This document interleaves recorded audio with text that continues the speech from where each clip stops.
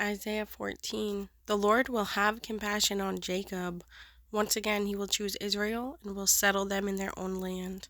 Foreigners will join them and unite with the descendants of Jacob. Nations will take them and bring them to their own place.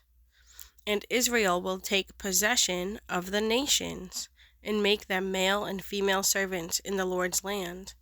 They will make captives of their captors and rule over their oppressors.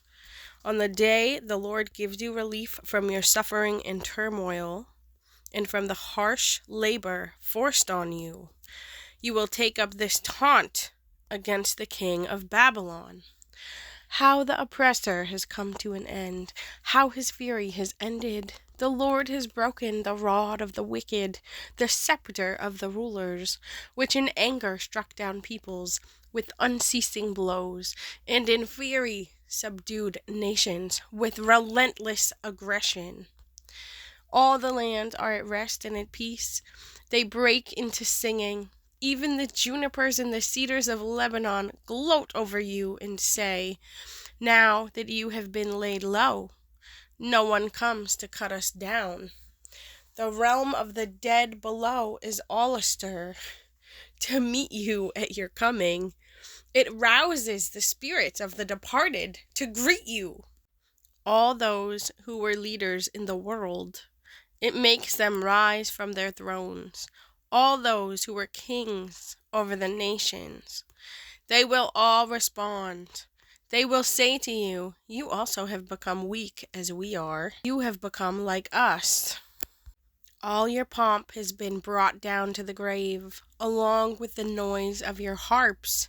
Maggots are spread out beneath you, and worms cover you. How you have fallen from heaven, morning star, son of the dawn. You have been cast down to the earth. You who once laid low the nations, you said in your heart, "I will ascend to the heavens. I will raise my throne above the stars of God.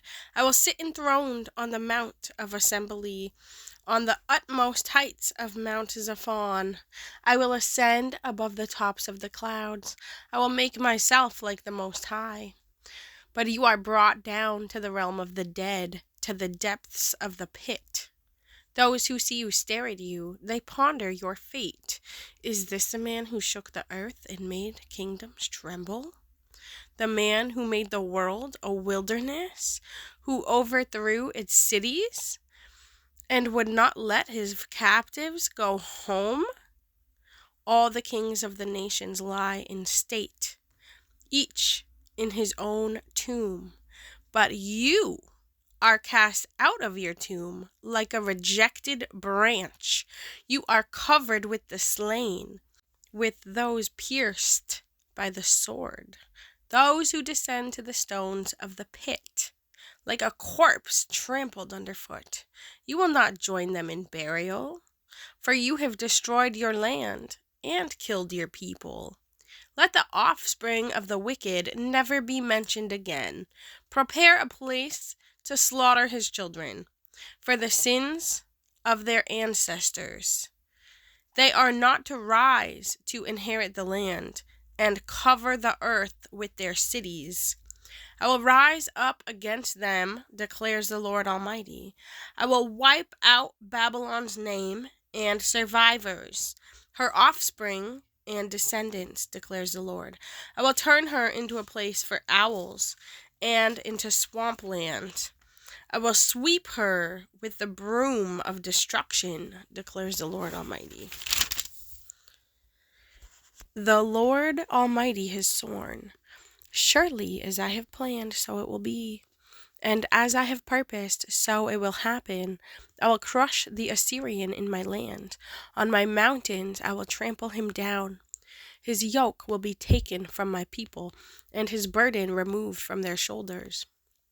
This is the plan determined for the whole world. This is the hand stretched out over all nations. For the Lord Almighty has purposed, and who can thwart him? His hand is stretched out, and who can turn it back? A prophecy against the Philistines, verse 28. This prophecy came in the year King Ahaz died. Do not rejoice, all you Philistines, that the rod that struck you is broken. From the root of the snake will spring up a viper. Its fruit will be a darting, venomous serpent. The poorest of the poor will find pasture, and the needy will lie down in safety. But your root I will destroy by famine. It will slay your survivors. Wail, you gate. Howl, you city. Melt away, all you Philistines. A cloud of smoke comes from the north, and there is not a stagger in its ranks. What answer shall be given to the envoys of that nation? The Lord has established Zion, and in her his afflicted people will find refuge.